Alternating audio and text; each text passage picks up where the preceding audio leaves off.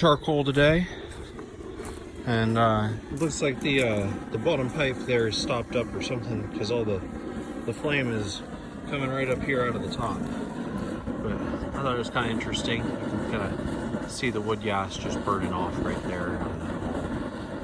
And it was really cranking out here earlier. I should have had my phone with me.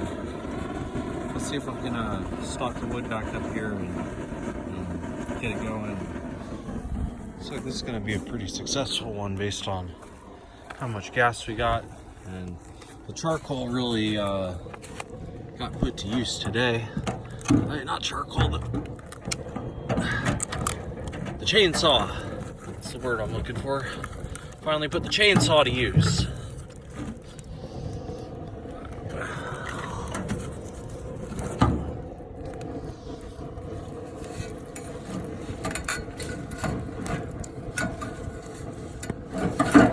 All that gas should be coming up down here, but it looks like not a single little bit of it is. So I'm gonna have to figure out what's going on with the downpipe. Why it's not coming out in the downpipe.